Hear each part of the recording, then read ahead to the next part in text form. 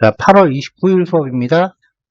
어제 우리가 이제 HTML 입력 요소를 보다가 마지막 예제 파일 2개를 남겨놓고 마무리를 했는데 이 2가지 내용은 지금 단계에서 얘기하기엔 되게 짧은 내용들이에요.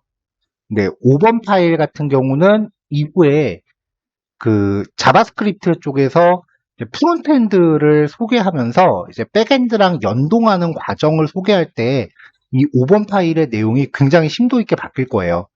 오늘은 그냥 대략적으로만 파악하고 넘어가시면 될 것 같아요. 그래서 첫 도시는 되게 짧게 끝낼 거예요. 예제 2개밖에 안 되는데 내용도 심플해요. 자, 첫 번째 예제는요. 우리가 웹페이지에서 이제 사진 같은 거 첨부할 때 쓰는 요 찾아보기 버튼 넣는 요거예요. 네, 이렇게 해서 누르면은 뭔가 파일을 이렇게 선택할 수 있게끔 하는 거예요.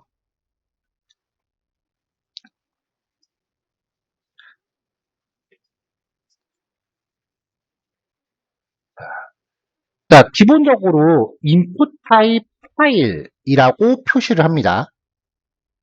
네, input type 파일이라고 표시를 하고요. 레이블 태그 같은 경우에 어제 포 속성과 id 속성을 연계하면 된다 그랬죠? 그 다음에 id 속성은 css나 자바스크립트를 통해서 얘한테 디자인 혹은 동작을 부여하고자 할 때 쓰는 값이고 이 name 같은 경우는 백엔드에서 인식할 때 쓰는 값이다. 얘는 파일을 업로드하니까 백엔드가 업로드된 파일을 식별할 때 사용되는 값이에요. 그래서 name하고 id는 뭐 원래 서로가 아무 연관이 없기 때문에 서로가 똑같은 값을 갖건 서로 다른 값을 갖건 아무 상관이 없다. 대체로 그냥 귀찮으니까 name과 id는 똑같은 값을 이렇게 넣는 게 보통 관례상 그렇게 많이들 해요.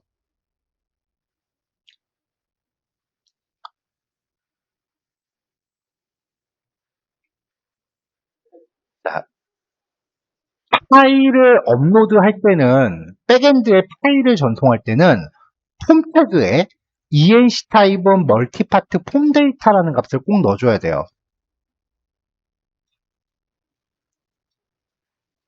파일 전송 시 적용. 이걸 안 넣어주면 백엔드 쪽으로 실제로 업로드가 일어나질 않아요.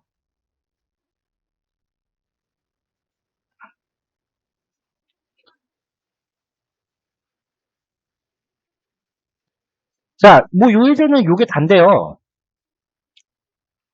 몇 가지 추가적인 내용을 이야기해보면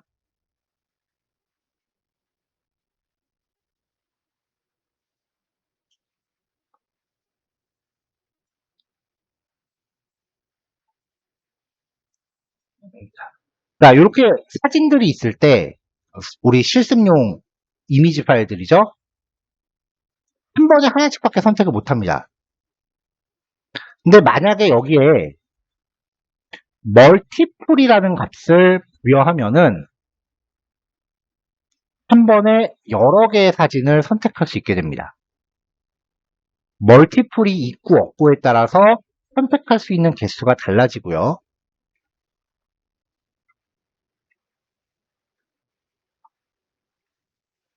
뭐 멀티플의 그 적용 여부를 떠나서 지금은 사진도 선택할 수 있고 HTML 파일도 선택할 수 있고 이렇죠. 여기에 이제 accept라고 하는 속성에다가 이미지 슬래시 별이라고 부여해 볼게요. 그러면 자 여기 아까 HTML 파일 있던 것들 사라졌죠. 얘는 그림이니까 나오고요. 얘도 그림이니까 선택할 수 있고요. 그러니까 이 accept라고 하는 이 속성은 업로드하고자 하는 파일의 종류를 제한해요.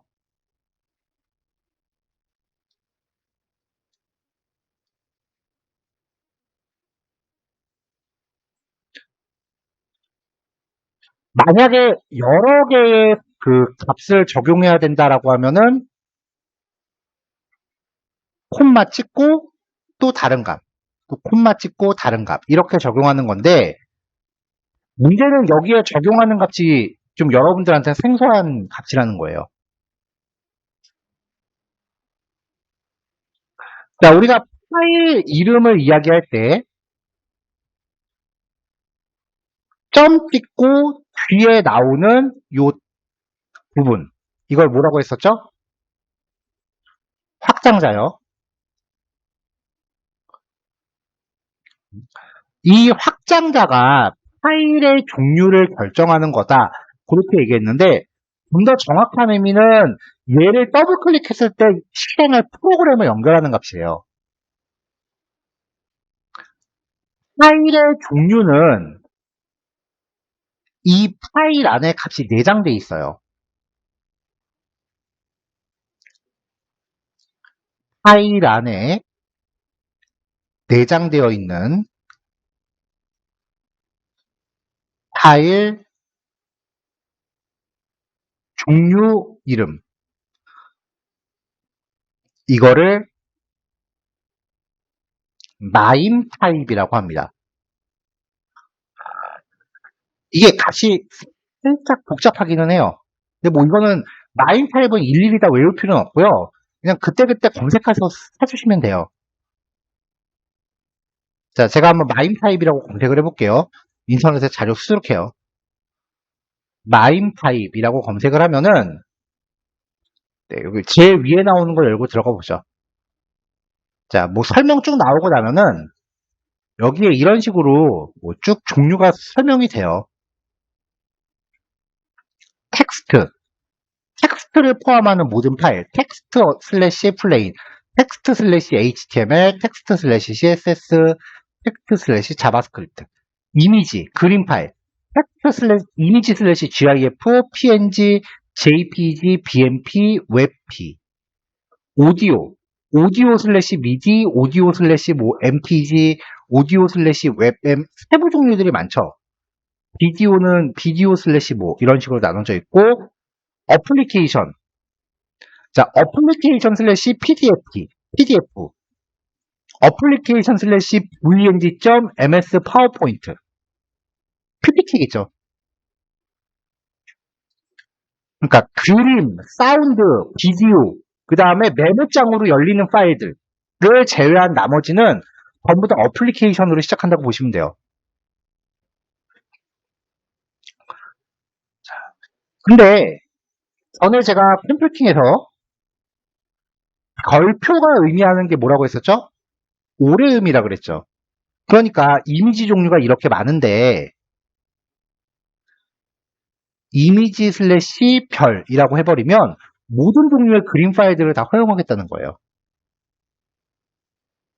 대체로 이제 프로필 사진 같은 거를 올린다라고 하면은 이렇게 설정을 하고 이력서 같은 거 올린다라고 하면은 어플리케이션 슬래시 별 이런 식으로 해서 이제 종류를 제한할 수 있겠죠. 이 accept라고 하는 특성을 명시하지 않으면 모든 종류의 파일을 다 지정할 수 있는 거고요.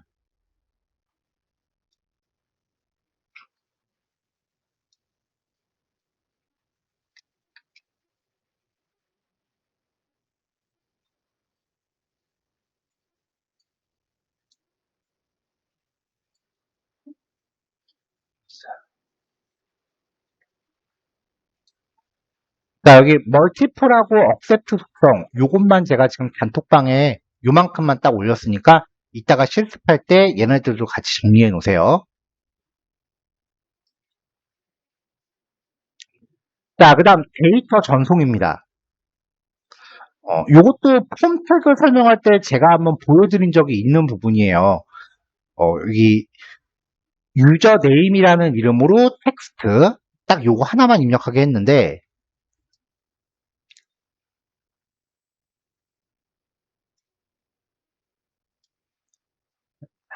뭔가 입력하고 리셋을 누르면 입력값을 다 되돌립니다. 이렇게 말 그대로 리셋이에요. 그 다음에 input 타입 버튼은 눌러봤자 아무 동작도 안 해요. 얘는 백날 눌러봐야 아무 동작도 안 해요. 얘가 눌렀을 때 어떤 동작을 할지는 자바스크립트라는 언어로 따로 코딩을 해줘야 되는 부분이에요. 우리는 아직 자바스크립트에 대해서 살펴보지 않았으니까 인풋 타입 버튼은 아무런 동작도 안 할 거고요. 인풋 타입 서브밋을 눌렀을 때 이 폼 태그 영역 안에 있는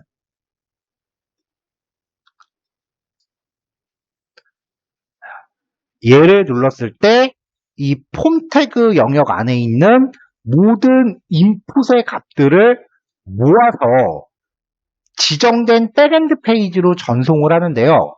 그때 쓰이는 게 이 액션 속성이에요. 이 입력값을 전송받을 백엔드 페이지고요. 이 get이라고 하는 게 전송 방식입니다. 얘는 백엔드고요.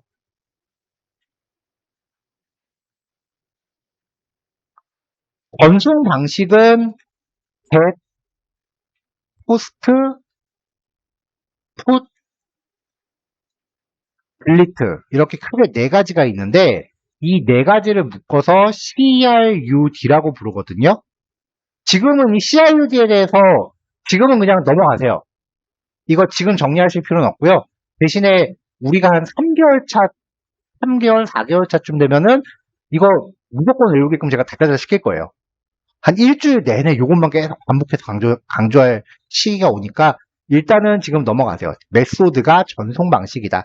요것만 체크하시고요. 그러니까 지금 여기서 이 서브밋을 누르면 네이버로 넘어간다고요, 페이지가. 이때 인풋 타입 텍스트에 사용자가 입력한 값을 네이버로 전달을 해요. 그 전달됐다라는 걸 우리가 어떻게 알 수 있냐면은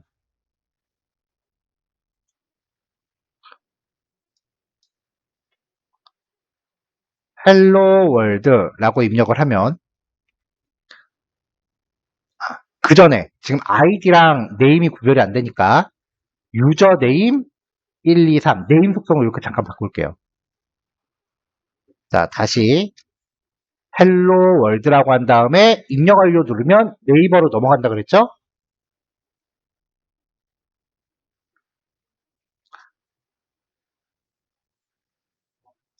네이버가 강제로 페이지를 한번 더 돌리네요. 앞에 따따따 빼고 다시 할게요.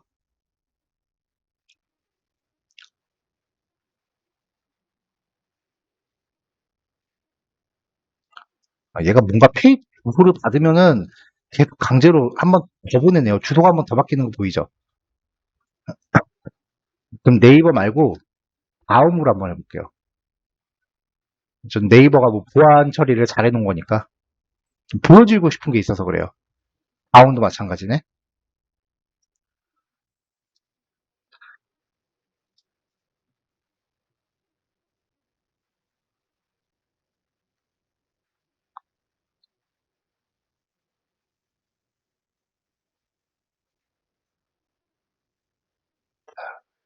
자, 학원 홈페이지로 합시다. 학원 홈페이지가 그렇게 보안을 열심히 했을 것 같진 않거든요.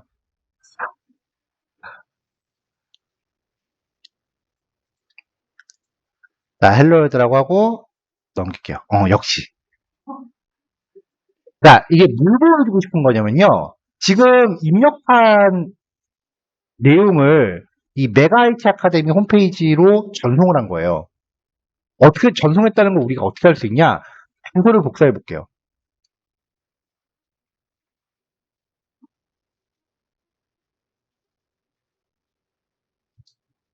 자, 글자가 좀 작게 나올 것 같으니까 글자를 좀 크게 설정할게요.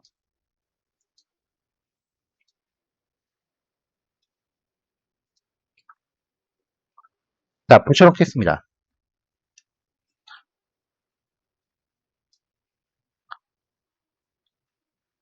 인풋 태그의 네임 속성이 인터넷 주소에서 물음표가 나오면 물음표 뒤로는 실제 주소가 아니라 내용을 전송하는 데이터를 전송하는 거예요. 이때 네임 속성의 값이 여기 있고요. 는 한 다음에 입력값이 이렇게 들어와요. 만약에 인풋 태그가 여러 개가 있다면 and 붙고 또 이름 이퀄 값 이런 식으로 붙게 돼요.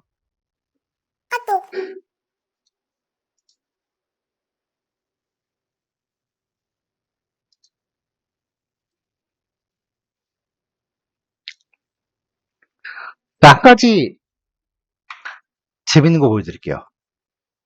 인풋 타입 패스워드입니다.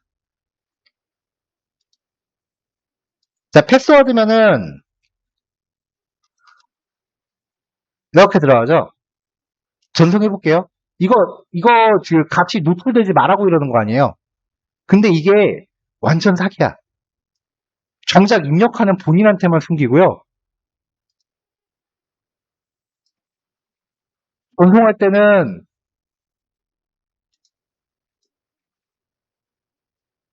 다 오픈해버려요. 나이스 월드라고 입력했거든요.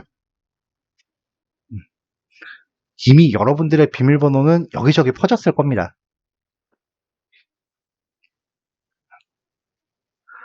우리나라 사람들 되게 특이한 게요. 웹사이트 한 군데 가입하잖아요? 그럼 거기 비밀번호가 다른 데 비밀번호랑 똑같이 써요. 거의 다 비슷하게 써. 그래서 웹사이트 하나를 직접 관리해서 운영하다 보면은 다른 사람들 비밀번호 진짜로 막 얻게 돼요. 포기하면 편해. 이미 다 퍼졌어. 우리가 그렇게 그 중요한 사람들이 아니기 때문에 그 퍼져도 크게 타격은 안 받는 겁니다. 안전하다고 좋아해야 되나? 그래도 자기 비밀번호는 관리 잘 하세요. 주기적으로 바꿔주시고요. 자, 일단 요거 두 개 할게요. 예제가 길지 않으니까 요거 두 개 합쳐서 요거는 제가 실습 시간 15분만 잡을게요. 보통은 개당 10분이 기본이었잖아요. 근데 두 개 합쳐서 15분만 잡을게요. 지금 7시 20분이니까 20분부터 35분까지 실습. 그 다음에 10분 휴식. 그럼 45분까지 휴식하면은 45분부터 2교시 시작입니다.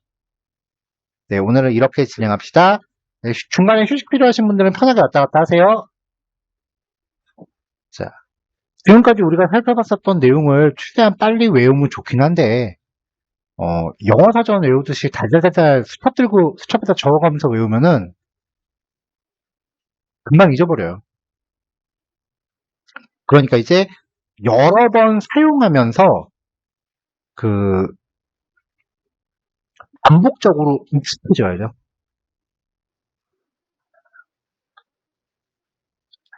예전에 이제 제가 사용했었던 방법을 하나 소개를 해드리면은 과목 이름을 먼저 적고 시트시트라고 검색을 하면 HTML이면 HTML 치트시트, CSS면 CSS 치트시트 이렇게 검색을 하면은 웹페이지 결과도 있고요. 이미지 쪽으로 가보세요. 그럼 이제 이런 식으로 치트시트가 우리말로 하면은 커닝페이퍼 같은 거래요.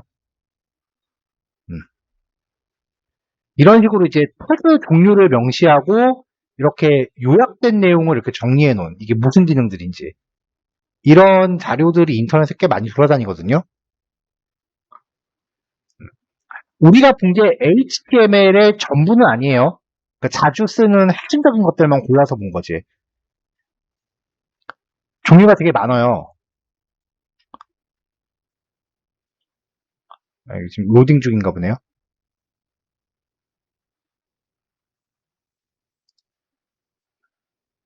뭐 이런 것도 있고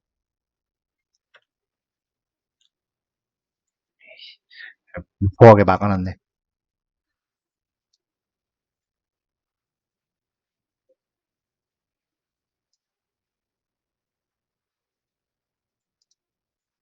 네, 뭐 이런 식으로 이제 그 딱딱 이렇게 리스트업 해놓은 이런 자료들이 있는데 저는 이제 이런 것들을 내려받아서 어, 옆에 만약에 설명이 적혀 있어 어차피 영어라서 못 알아보니까 설명에 적혀 있으면은 그거 이제 그림판 같은 걸 이제 하얗게 지어 놓은 다음에 인쇄를 하든지 아니면 아이패드 같은 걸로 열어서 제가 설명을 옆에다 이렇게 적어 봤어요.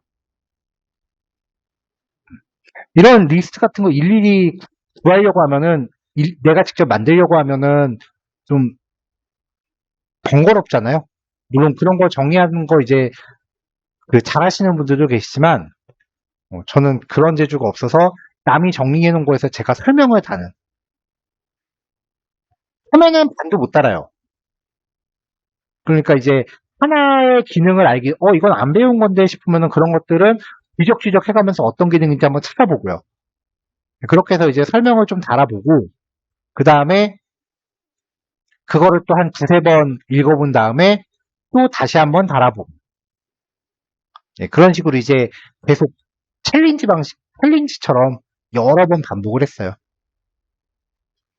저번에도 얘기했지만 일단은 제가 영어 사전 외우듯이 달달달 외우지 말라고 이야기했지만서도 되게 아이러니하게 창의력은 배경 지식이 없으면 안 나옵니다.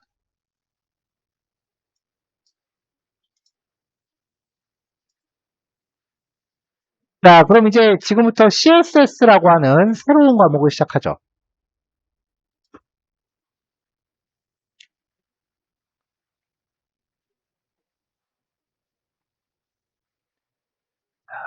자, 제가 그 단톡방에 9단원을 드렸는데요.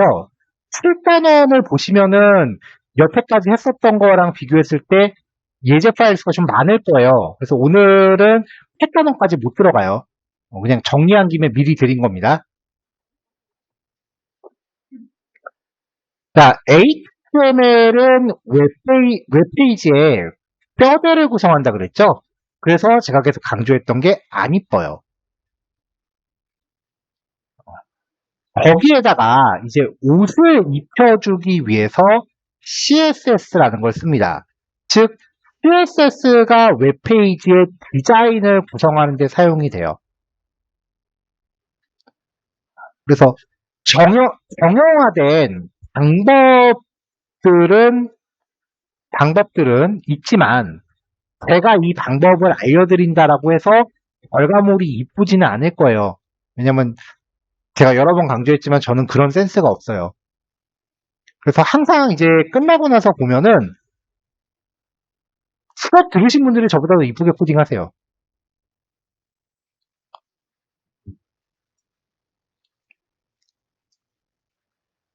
근데 이제 그 수업을 들으시는 분들 중에는 디자인적인 부분에 대해서 왜냐면 디자인을 하라고 하면은 거기에 또 어느 정도 창의력도 좀 들어가야 되니까 창작이잖아요. 그래서 그런 것들에 좀 부담을 느끼시는 경우도 덜어 있기는 해요. 만약에 그러면은, 그,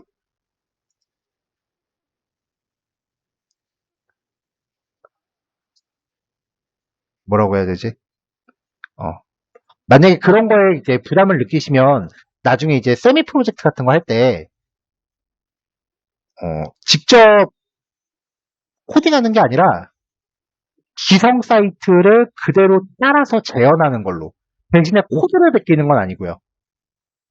네, 그런 식으로 이제 작업하는 것도 충분히 가능해요. 우리는 그런 거를, 그, 클론 코딩이라고 불러요.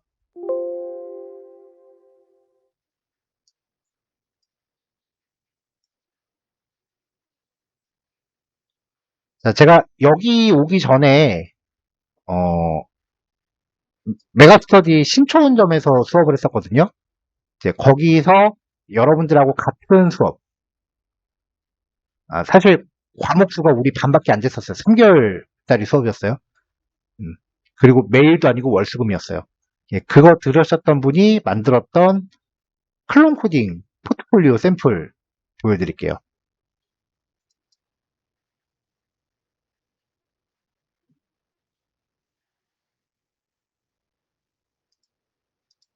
어때요? 그럴싸해요?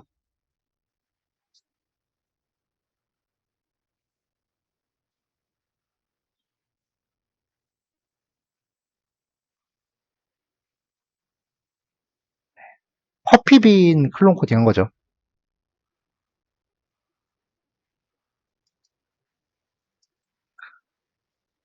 뭐 요런 것도 이제 클론 코딩 하신 분도 계시고. 이거는 좀 미완성 상태로 끝난 거고요. 이제부터 이제 저런 결과물들을 기대하셔도 될 겁니다.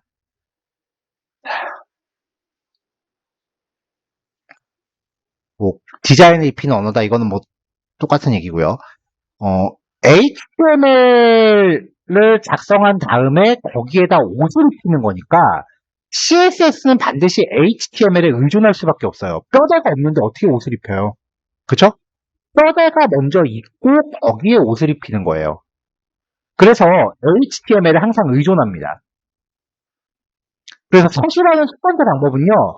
HTML의 헤드 태그 안에 스타일이란 태그를 넣고요. 이 안에다가 CSS 구문들을 나열을 해요. 이 태그의 형식이 텍스트 기반의 CSS다라고 라인 타입, 코드의 형식을 적어주는데 태그는 이 속성을 기본으로 인식하기 때문에 굳이 안 넣어도 상관은 없어요. 사실은 이 스타일 태그는요. HTML 내에서의 아무 곳에나 배치 가능해요. 근데 HTML 문서가 이렇게 있는데 디자인이 여기 조금 있고 여기 조금 있고 여기 조금 있고 여기 이렇게 여기저기 흩어져 있으면 나중에 깔 때는 좋은데 만들고 나서 나중에 수정하려고 그러면 저번에 그거 어딨지 하면서 스킬을 왔다 갔다 해야 돼요. 그래서 보통은 헤드 안에 몰아놔요. 지금 우리가 하는 실습 내용들은 코드가 몇 줄 안 되지만 나중에 그 실제로 페이지 제작할 때 보면은 코드량이 여러분들이 생각하는 거에 비해서 되게 많을 거예요. HTML만 놓고 보면. 그냥 요것만 놓고 보면 우리 다 공부했던 거에 습하죠.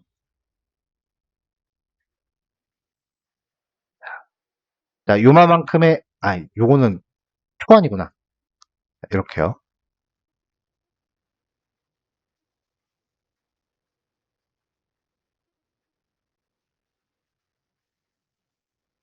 자, 거의 850줄 정도 되네요.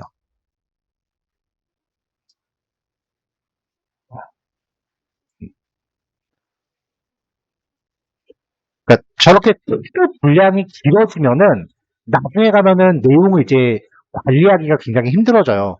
그래서 미리미리 들여쓰기나 분석 같은 것도 꼼꼼하게 잘 달아놔야 되고, 요 부분 태그는 내가 왜 만든 거다, 뭐 그런 것들. 나중에 자기가 짠 거 자기가 못 알아볼 때만큼 되게 답답할 때가 없습니다. 자, 그런 이유로 파일 태그는 헤드 안에 보통 몰아놓는다.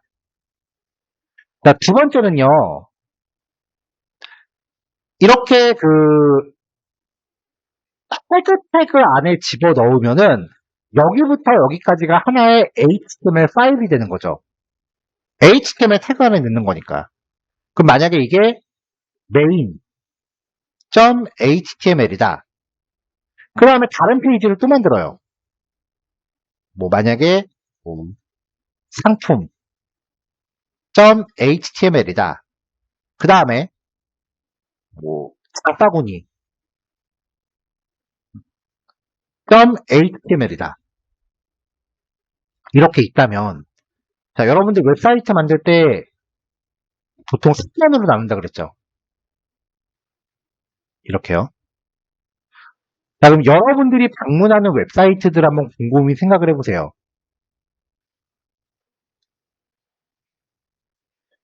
요 부분. 여기 부분이 페이지마다 디자인이 다른가요? 위쪽하고 아래쪽은 보통 디자인이 똑같죠.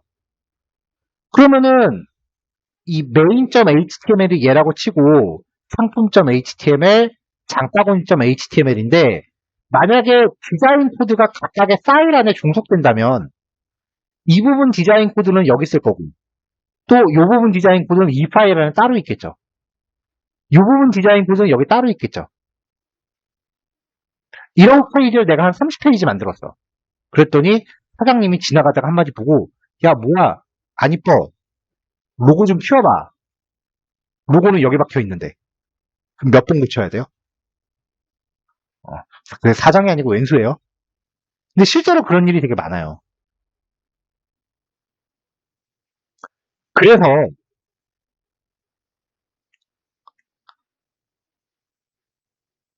main.html, 그다음에 상품.html, 장바구니.html 이렇게 파일이 있을 때 공통된 디자인 부분의 스타일 코드는 별도로 저장을 해요. 파일로. 공통.css 이런 식으로요. 그래서 각각의 HTML들이 이 파일을 참조하는 거예요. 이 파일의 내용을 이렇게 끌어다가 쓸 수 있게끔 연결을 하는 거죠. 그러면은 얘 하나만 수정하면은 다 반영이 되니까요. 이게 가장 보편적인 정석이에요.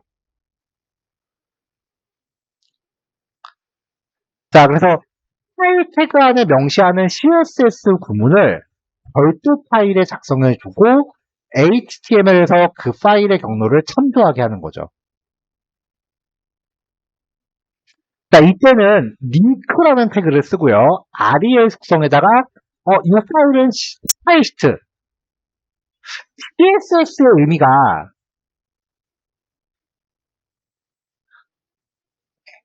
캐스케이딩, 스타일시트, 스타일 이렇게거든요. 대칭화된 스타일시트란 뜻인데 그래서 그냥 요거 스타일시트만 명시해도 CSS랑 같은 뜻으로 혼용이 돼요. 타입은 생략해도 되고 href 속성에다가 이 공통 파일의 경로를 지정합니다. 경로 지정하는 방식은 이미지 파일 경로 지정하는 방식이랑 똑같아요. 상대 경로나 절대 경로. 자, 우리는 예제들은 그러니까 한 가지 특성을 설명하기 위한 예제들은 이 방식을 쓸 거예요. 안 그러면 예제마다 파일을 HTML이랑 CSS 두 개씩 만들어야 되니까 오히려 그게 더 비효율이거든요. 근데 좀 뭔가 중간중간에 좀 그럴싸한 종합 예제 같은 게 좀 나올 때가 있어요. 그때는 이 방식을 쓸 거예요.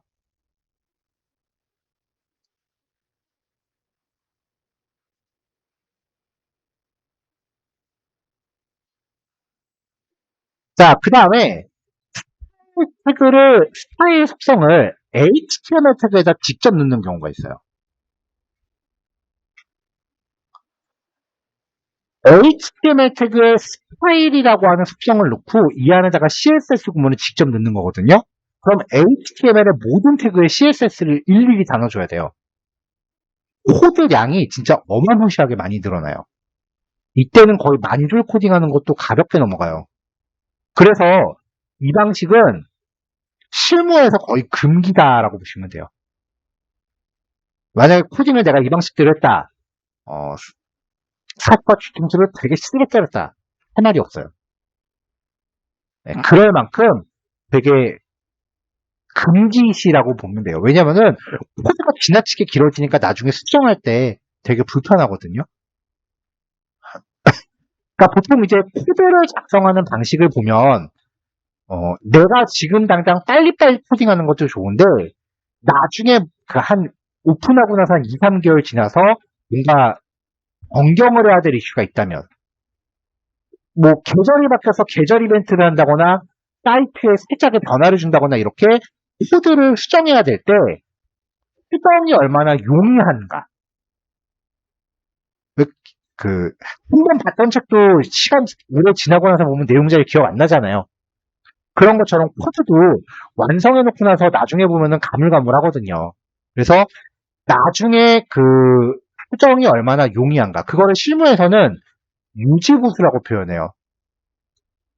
유지보수가 얼마나 용이한가, 편리한가. 그거를 부분 코드의 기준으로 삼는 게 많아요.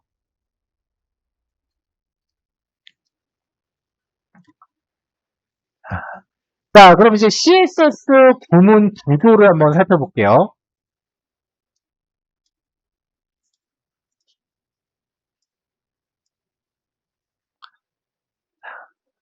자, CSS를 작성하는 방법은요, 여기 셀렉터, 다른 말로 선택자라고 합니다. 예, 얘가 CSS를 적용하기 위한 대상을 가리켜요. 그러니까 즉 HTML 태그를 가리킨다는 거죠. 그리고 분가로를 열고요. 대가로, 중가로, 소가로 구별하시죠? 근데 외국 애들은 이거 표시함이라고 불러요. 옆으로 돌려보세요.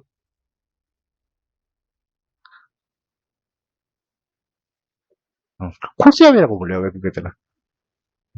물론 정식 용어는 아니게 일종의 그 속어 같은 느낌인데 코시함이라고 부르더라고요. 자, 그 다음에 여기에 속성 콜론 값 세미콜론, 속성 콜론 값 세미콜론. 그 쌍따옴표 왼쪽에 보면은 요거랑 이렇게 생긴 거 있죠? 얘가 콜론, 얘는 세미콜론. 한번 이야기했던 건데 또 한 번 얘기하는 거예요. 콜론이 요 사이에 들어가고 세미콜론은 마지막에 명시하고. 대체로 이 속성들은요, 하나의 디자인 속성이에요. 예를 들어 여기에 컬라 하고 여기다가 레드 이런 식으로 들어가요. 컬러라고 하면 글자 색깔을 뜻합니다. 일단은 요 셀렉터를 명시하는 방법에 대해서 먼저 이야기할 거예요. 필수가 어마어마하게 많아요. 알려져 있는 것만 60여 개 정도 된다고 하거든요. 이거 다 못 외워요. 저도 그냥 제 머릿속에 있는 것들만 정리했어요.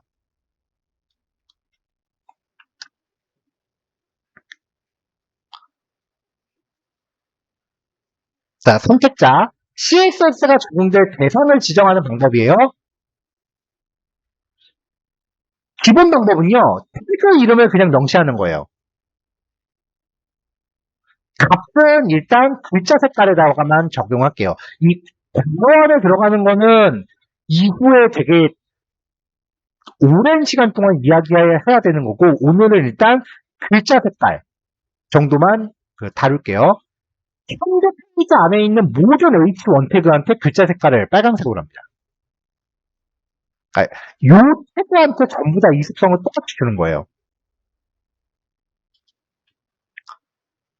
자, 그 다음에 클래스 속성. 앞에 점을 포함하고 있는 단어를 써서 선택자를 정의해요. 예를 들면은 점, 여기 적어놨네요. 헬로. 뭔가 이렇게 막 코드를 기술을 해요. 그리고 HTML 태그의 클래스 속성. 클래스 속성도 모든 태그가 아무거나 다 줘도 돼요. 자, div의 클래스 속성에서 점을 제외한 단어를 사용해서 연결. 점 헬로였다면은 그거만 적는 거예요. 는 헬로. 이렇게 하면은 이 div 태그 영역에 여기에 있는 디자인 속성들이 적용이 돼요. 밑에 예시 있죠? 점 헬로, 그 다음에 클래스 헬로. 그러면 지금 얘는 요 안에 어떤 내용이 없지만 이 안에 앞으로 작성될 내용이 글자 색깔 빨간색으로 반영이 된다는 거죠.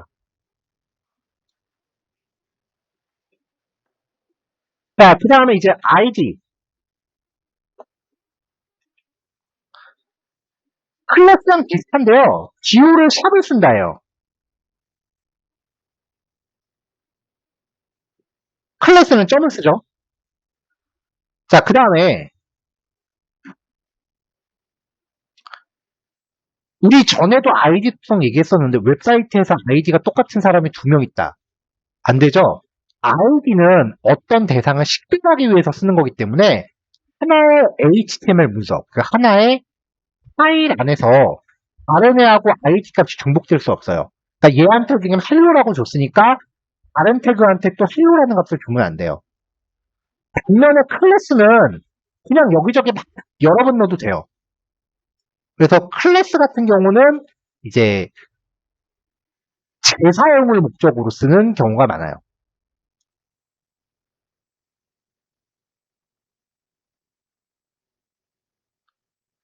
자, 중요한 거는 예제가 좀 분리되어 있고 1번 예제 나와 있는 거 하나만 더 볼게요. 조합하기.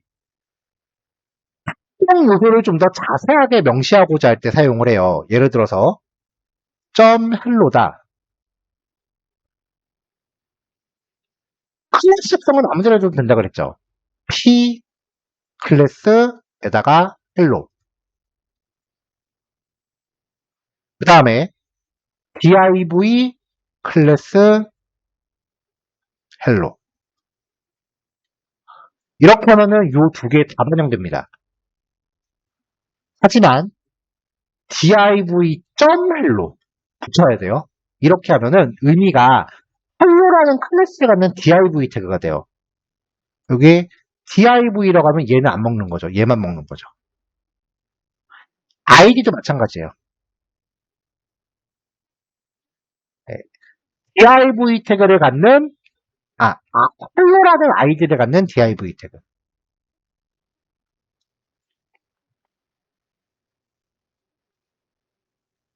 자, 이런 식으로 조합이 가능해요. 자, 고생했어요. 1번 예제만 보고 넘어갑시다. 이 CSS 선택자를 잘 정리해야 나중에 자바스크립트 가서 고생을 안 해요. 그래서 선택자는 제가 항상 좀 신경 써서 설명하는 부분이에요. 좀 힘줘서.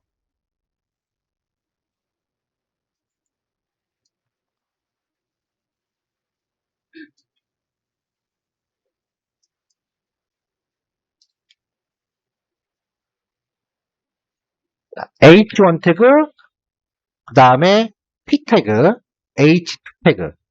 H2 태그 밑에 또 있죠? 근데 얘는 그 my 클래스라는 클래스를 갖고 있고, 그 다음에 my 클래스를 갖고 있는 P 태그 여기죠? 그리고 my id를 갖고 있는 H2 태그, my 클래스를 갖고 있는 P 태그입니다. 적어보면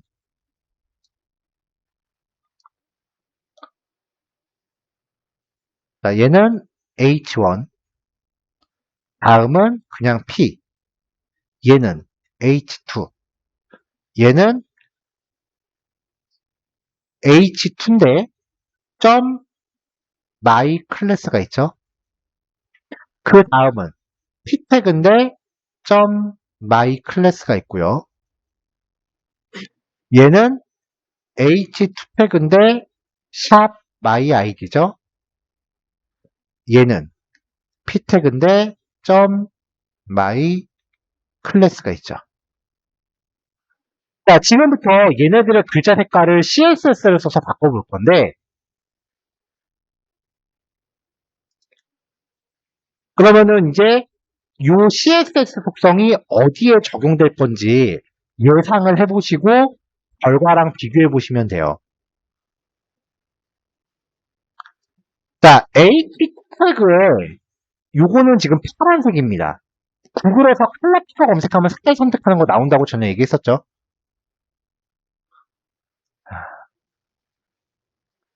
자, H2 태그 얘한테도 적용되고요. 얘한테도 적용이 될 거고 얘한테도 적용이 될 겁니다. 만나볼까요? 그쵸, 바뀌었죠. 자, 그 다음에 마이 클래스라고 하는 애한테 빨간색을 줬어요. 그럼 마이 클래스를 또 찾아요. 얘한테도 겹치네요. 자, 빨간색으로 칠한 다음에 그 위에 빨간색으로 먼저 칠하고 그 위에 빨간색을 또 칠했어요. 불투명이야. 색깔이 섞이진 않아. 그러면 빨간색 위에 파란색 위에 빨간색 칠하면 빨간색이겠죠. 자, 얘도 빨간색, 얘도 빨간색.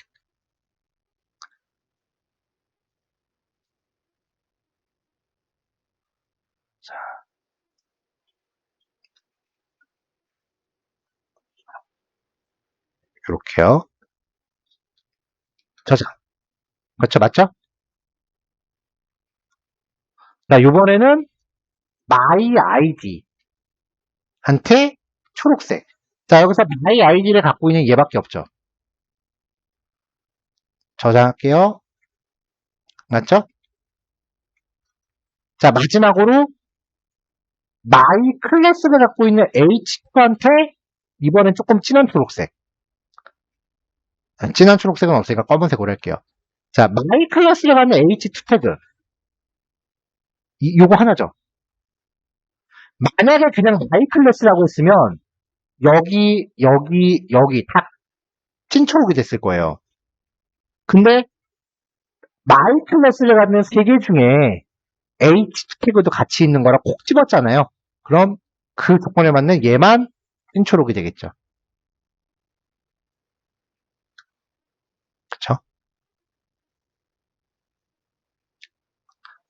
선택자는 여러분들이 이름을 짓는 거기 때문에 여기 들어가는 이름은 여러분들이 그냥 편하게 그 네이밍 하시면 돼요. 알고 있는 영어 단어를 총동원시키시면 돼요. 띄어쓰기는 안 되고요. 만약에 띄어 써야 될 일이 있다라고 하시면 언더바 혹은 빼기 기호를 쓰세요. 예를 들어서 my 언더바 클래스 이거 되고요. my 빼기 클래스 이것도 되고요. 근데 my 띄고 클래스 안 됩니다. 왜냐면 얘는 의미가 바뀌어요. 의미가 달라져요. 그거는 조금 이따 다른 예제에서 나올 거예요. 자, 요거 50분까지 실습하시고 10분 쉬었다가 9시 이어서 할게요. 이제부터는 좀 중요하니까 빨리 하려고 하지 말고 정확히 하려고 하세요. 지금은 빨리 하는 것보다 정확히 하는 게 더 중요해요. 자, 그 중간에 건너뛰었던 부분들을 정리할게요. 자, 다음 표현 마법은요, 여러 개를 한꺼번에 지정하는 거예요. 콤마, 쉼표예요. 쉼표로 구별해서 선택자를 여러 개 명시하면 h1, h2, 점 my 클래스, 샵 my id 이런 식으로 여러 개를 쉼표로 나열하면은 여러 요소가 같은 디자인 속성을 공유할 수 있어요. 자, 그러니까 이제 이를테면은 AND의 의미가 있는 거죠. 자, 요거하고 이제 관련된 예제를 체킹해 보면 2번 복수 지정 셀렉터입니다.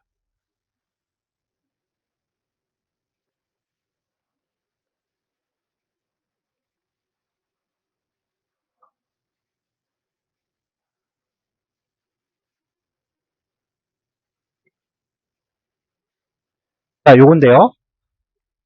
요거는 간단한 예제니까 그냥 바로 결과 봅시다. 자, H1 태그 얘요. 그리고 H2 태그 얘요.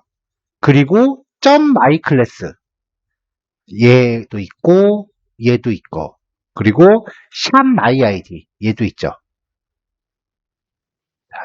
표시해 보면은 여기 H2 태그 그 다음에 my 클래스를 갖고 있는 스판 태그 여기 또 여기 그 다음에 스트롱 태그 여기는 글자 색깔이 주황색으로 표시된다. 맞죠? 이렇게 이제 한꺼번에 여러 개한테 효과를 줄 때 사용하는 거고요.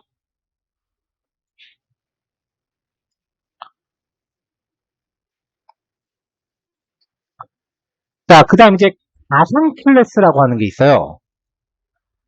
이 지금까지 우리가 봤었던 CSS는 코딩해 놓으면은 페이지가 열리면은 그냥 짠 하고 등장하는 거예요. 그렇죠? 페이지가 열리면 바로 짠 하고 동작하는데 이 가상 클래스라는 거는 뭐뭐 할 때 바로 반영되는 게 아니라 뭐뭐 할 때 반영이 됩니다. 대부분 링크에 적용을 해요. 링크를 의미하는 태그 A 태그였죠? 네, 링크의 형식이 A, href라고 한 다음에 여기다가 이동할 파일, HTML 파일의 경로를 지정하고 여기에 텍스트나 그림을 넣는 거였어요. 만약에 이 안에다가 img 태그 넣으면은 그림을 클릭할 수 있게 되는 거예요. 가상 클래스는 선택자 뒤에 점점을 붙여서 표현해요. 링크 이렇게. 요 앞에 붙일 수 있는 게 우리가 봤었던 태그 클래스 아이디예요.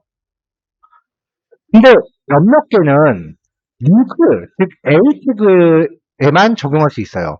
요거 두 개. 자, A 콜론 링크라고 하면은 링크의 기본 상태를 정리합니다. 예전 예제에서 보셨던 거 기억이 날지 모르겠는데,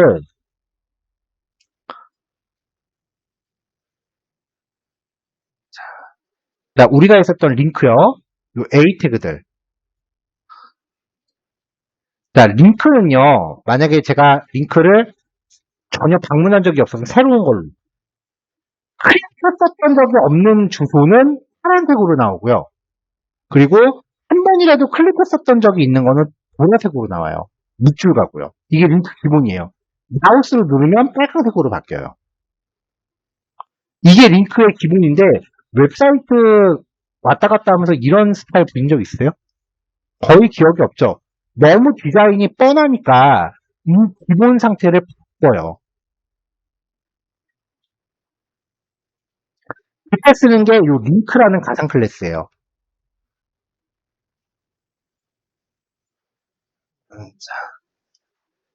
A 콜론 링크라고 하고서 여기다가 컬러는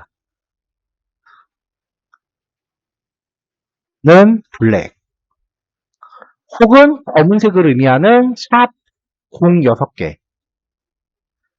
네, 이런 식으로 부여하면은 링크의 기본 상태가 파란색이 아니라 까만색으로 나오는 거죠. A 콜론 비지티드에다가 색깔을 다른 색으로 주면은 보라색 말고 다른 색으로 표현할 수 있는 거죠. 이거는 페이지 안에 있는 모든 링크한테 다 적용되는데 만약에 특정 링크에만 내가 이런 걸 정해주고 싶다. 그러면은 A에다가 클래스는 K 이렇게 클래스를 주고 .k 콜론 링크 혹은 .k 콜론 비지티드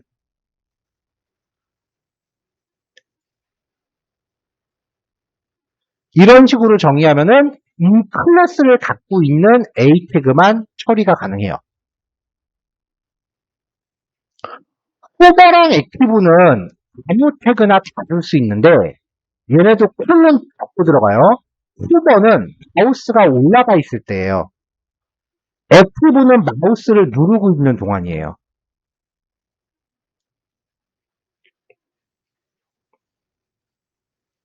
네, 요게 이제 기본이라 그랬어요.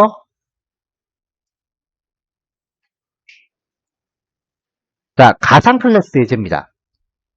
일단은 제일 많이 분간하게 쓰이는 기본 형태요. 스타일스 일단 빼고. 자, 이 사이트는 지금 없습니다. 자, 방문했던 적이 없으니까 파란색이 나오고 클릭하면은 사이트 없다 그랬죠? 자, 방문하는 걸 실패했으니까 보라색으로 바뀌질 않네요. 자, 뭐 이런 식으로 나오는데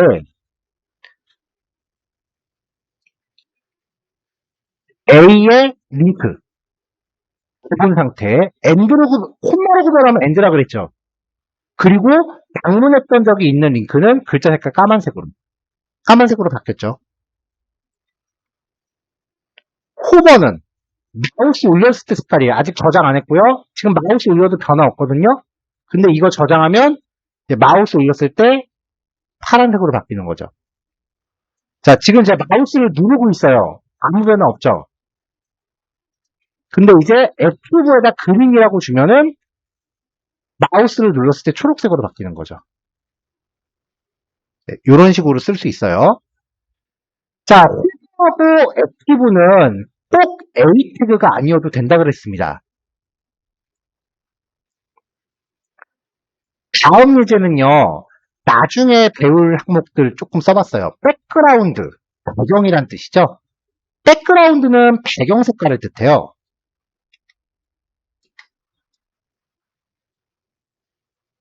자, UL 태그 안에 LI 태그가 3개가 있고 A 태그가 쪼르륵 있어요. 배경을 옐로우로 했으니까 전부 다 배경이 이렇게 노란색으로 바뀌죠. 자, LI에 마우스 올렸을 때 배경을 오렌지로 바꿉니다. 그러면 마우스가 올라간 애만 이렇게 색깔이 바뀌죠. 액티브, 마우스로 눌렀을 때라 그랬죠? 마우스로 누를게요. 색깔 바뀌죠? 이런 식으로 적용이 돼요. 자, 아직 우리가 뭐 많은 효과를 배운 건 아니기 때문에 지금은 살짝 이렇게 약간 유치한 별거 아닌 것 같은 효과인데 CSS는 내가 어떤 효과를 배워서 이 효과들을 이렇게 계속해서 누적해서 쓸 때마다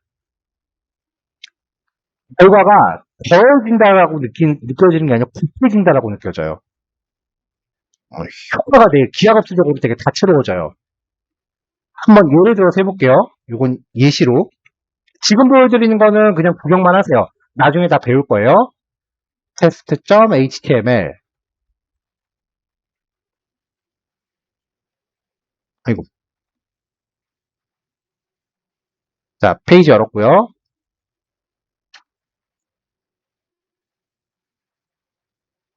자, div 태그를 하나 넣었어요. 지금 안 보이죠? 스타일. div 태그한테 넓이는 100%, 높이는 300. 그래도 아직 눈에 안 보여요. 눈에 좀 보이게끔 백그라운드 컬러 좀 줄게요. 이만한 거예요.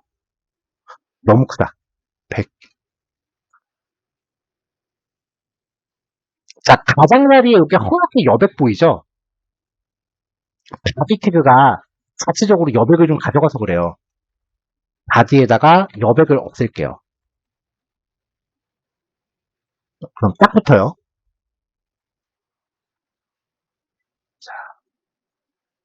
마진 탑. 요 순간에 대한 공간이거든요. 근데 지금은 바짝 붙어 있으니까 공간이 0일 거 아니에요.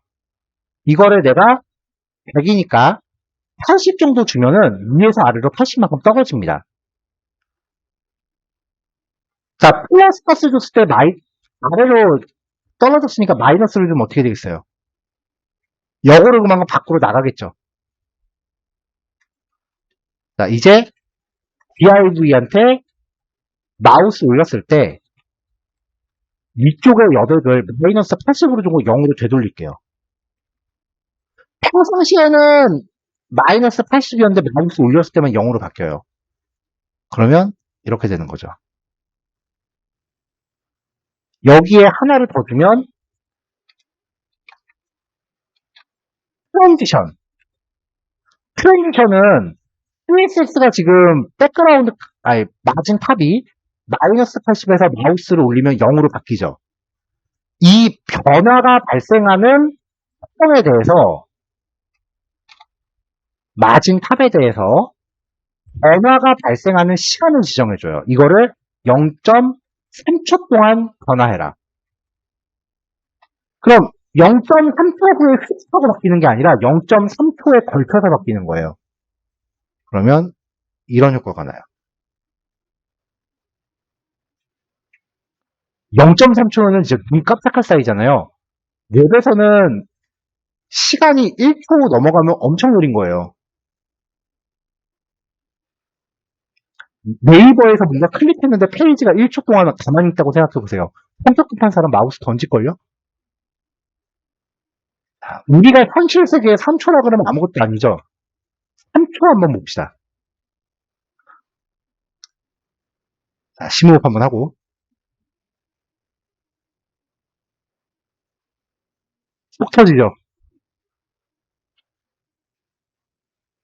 자, 1, 2, 3.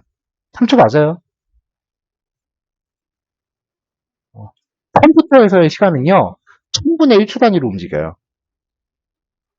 그래서 0.3초라고 해도 되게 빠른 시간이 아니에요.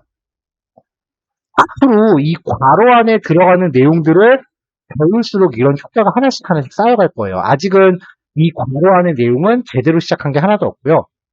앞에 붙어 있는 요 이름들을 나열하는 방법만 살펴보고 있는 겁니다.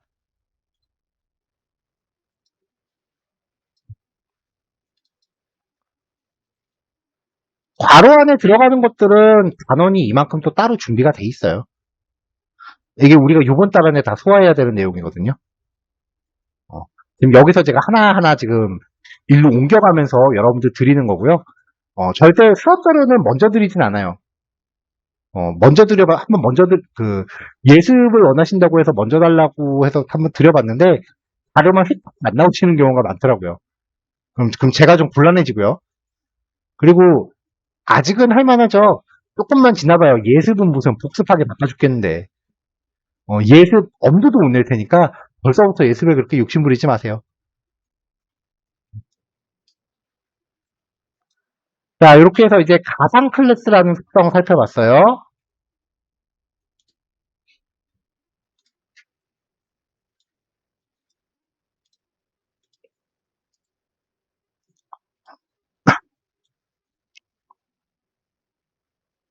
자, 셀렉터 조합하기는 아까 봤죠? 자, 요거를 명시할 때, 이제부터는 조금 헷갈려요. 이거를 명시할 때, 제가 띄어쓰지 말라 그랬죠. 왜냐면은, 띄어쓰면은 의미가 완전히 바뀌어서 그래요.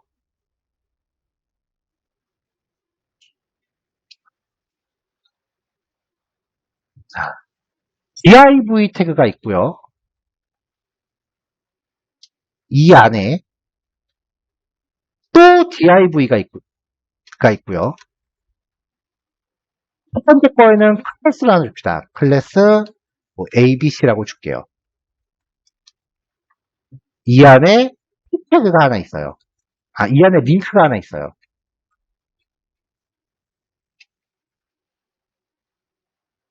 그리고 이 div 밖에도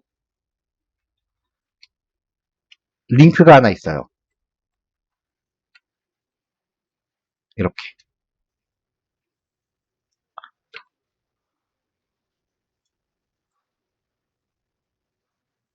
자, 선택자가 그냥 A라고 명시하면 얘도 되고 얘도 되죠. 이거는 예시가 안 돼. 상관없겠다. 자, 근데 어떤 태그 안에 있는 라고 할 때 HTML의 닫힌 구조를 의미할 때 띄어쓰기로 표현을 해요. 자, 뒤에 좀 안 보이실 수도 있으니까 빈줄을 좀 없애서 공간을 줄일게요. 자, 여기도 A가 있다고 칩시다.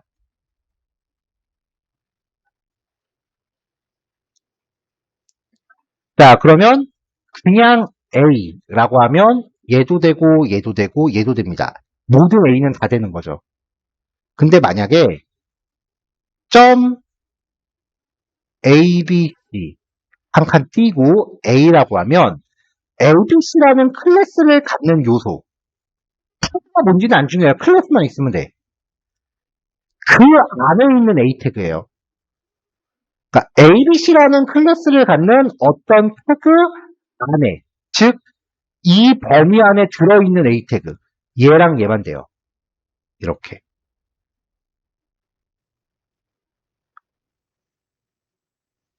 그러면 점 ABC 한 칸 띄고 div 한 칸 띄고 A라고 하면 ABC라는 클래스에 갖는 범위, 이 범위 안에 div가 또 있어야 돼. 그걸 충족하는 거는 얘죠. ABC 안에 있는 div, 이 범위 안에 그 안에 있는 A. 그러니까 이거는 얘만 가리켜요. 얘는 요거랑 요거 두 개를 가리키고요. 그러니까 이 HTML 태그의 구조를 표현할 때 뭐뭐 안에를 의미하는 게 띄어쓰기예요. 그러니까 div.hello라고 하면은 hello라는 클래스를 갖는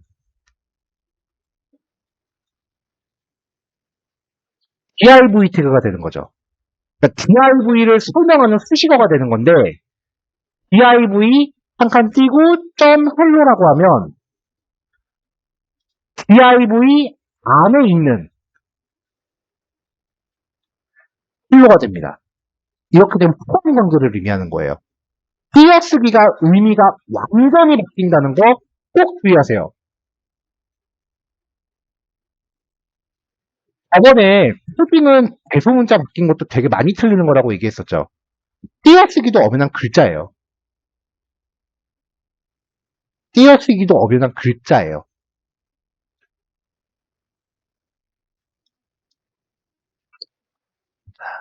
자, 이렇게 띄어쓰기로 구별하는 방식을 자손 셀렉터라고 해요.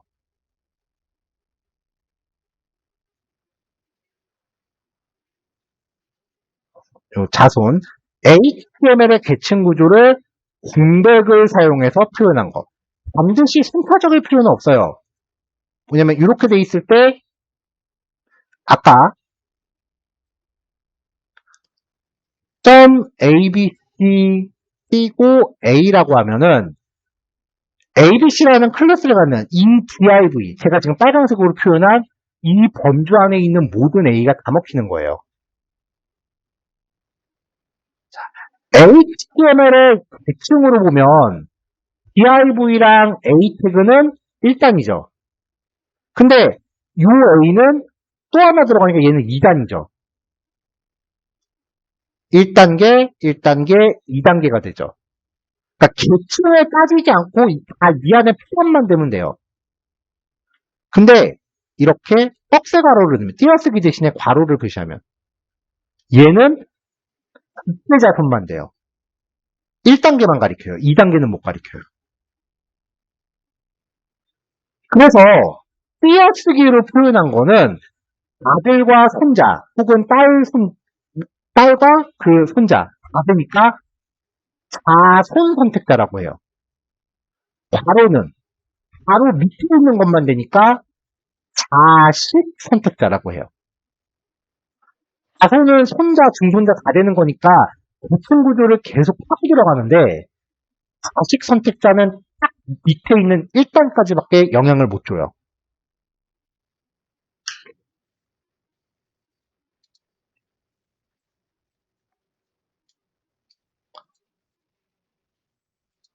자, 자손 선택자하고 자식 선택자 계층 구조를 이렇게 괄호를 써서 표현한 거. div 안에 스판 안에 인풋 태그, div 안에 스판 안에 홈 컨트롤이라는 클래스를 갖는 인풋 태그. 이해 맞죠? 자, 이렇게 한 칸 한 칸 순서대로 들어가는 게 자식 셀렉터, 괄호. 자손 선택자는 div 안에 스판, 이 사이에 뭐가 있든 상관이 없다는 거죠. 그냥 이 div 범위 안에 들어있기만 하면 돼요. 그리고 요 스판 태그 범주 안에 뭐가 들어있건 상관없어요. 심지어 아무것도 없어도 돼요. 일단 이 스판 태그 범주 안에 있기만 하면 input.폼 컨트롤. 그래서 그 자식 선택자를 쓰면은 의도치 않게 코드가 되게 길어져요. 한 칸 일일이 다 써야 되니까. 근데 지금 얘 같은 경우는 이게 굳이 없어도 상관없죠. 왜냐면 이 div 범위 안에 들어있기만 하면 되는 거니까 이 스판은 굳이 명시 안 해도 된다는 거죠. 그러니까 내 필요에 따라서 몇 단계는 내가 생략해버려도 상관이 없기 때문에 자손 선택자를 더 많이 씁니다.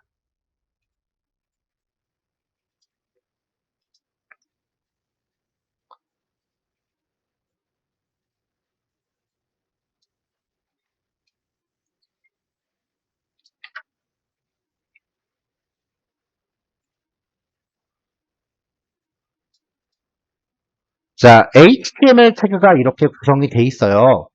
컨테이너라고 하는 핵심 관계를 알고 싶으면은 코드 이렇게 접었다붙다 해보세요. 컨테이너 안에 div가 두 개가 있어요. 헤더하고 컨텐트. 헤더 안에 h1과 클래스 서브. 얘도 h1과 클래스 서브. 안에 있는 거는 구조가 똑같네요. 자, 좌식 선택자입니다. 탑 컨테이너 안에 헤더. 얘는 탈락이죠? 밑에 거는. 그 안에 h1. 그러니까 얘가 지금 빨간색으로 나오겠네요. 맞죠? 자, 그 다음에 탑 컨테이너 안에 컨텐트. 자, 컨테이너 안에 컨텐트니까 이 헤더는 탈락이죠? 그 안에 h1 태그. 얘는 파란색. 헤더 안에 서브.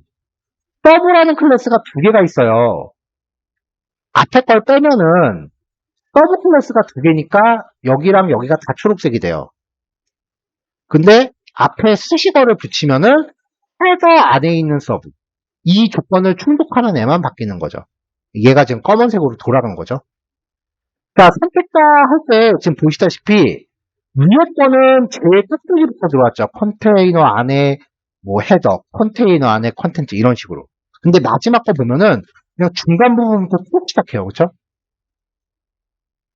반드시 위에서부터 타고 내려올 필요가 없어요. 보통은 내가 효과를 적용하고 싶은 거를 기준으로 해서 두세 칸을 위로 거슬러 올라가요. 그래서 한 그쯤부터 시작을 해요. 왜냐면은 내가 효과를 주고 싶은 거랑 이름이 중첩되는 게 딴 데 있을 수도 있으니까 얘를 좀 더 명확하게 언급하기 위해서 한 칸이나 두 칸 정도 타고 올라가서 내려오는 거지 무조건 위에서부터 순서대로 다 타고 내려오는 건 아니에요. 만약에 아무것도 쓰시고 안 붙였는데 딴 거랑 안 겹친다. 그러면 그냥 그대로 쓰는 게 가장 베스트예요. 근데 이렇게 했을 때 내가 의도하는 효과가 나타나는 게 아니라 다른 애까지 영향을 받으면은 내가 원하는 걸 확실하게 지정해주기 위해서 앞에 수식어를 조금 더 붙여주는 거예요.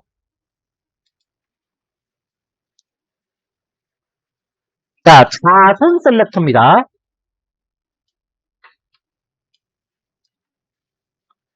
HTML 태그는 아까랑 똑같이 했어요. 들어가는 텍스트만 예의상 조금 바꿔줬고요. 구조는 아까랑 똑같고 컨테이너 안에 헤더, H1과 서브, 컨텐트 안에 H1과 서브. 자, 컨테이너 안에 H1. 몇 칸을 타고 들어가면 상관없어요. 이 컨테이너라는 영역 안에 H1 태그가 있기만 하면 돼. 자, 그럼 그 영역을 받는 게 얘랑 얘죠. 그러니까 두 개가 동시에 빨갛게 바뀝니다. 헤더 안에 H1. 헤더 안에 H1. 얘죠? 자, 그럼 얘가 빨간색인데 거기 파란색으로 덧칠하니까 파랗게 바뀌겠네요. 컨테이너 안에 P. 자, 요 컨테이너 안에 P. 몇 칸을 타고 들어가건 P 하나, 두 개 있죠. 두 개가 초록색으로 바뀌는 거죠. 자, 요렇게입니다. 길지는 않은데 3, 4, 5, 6 벌써 4개 봤고요. 한 번씩 읽으면서 코딩하시려면은 남은 시간도 아마 조금 빠듯할 것 같아요. 오늘은 요거까지 설명할게요. 7, 8, 9는 내일 진행할 거고요. 그 다음에 8번까지 아마 내일 마무리될 것 같아요. 자, 실습 끝나신 분은 각자 그 자리 정리하시면 됩니다. 녹화 여기까지 할게요. 수고하셨어요.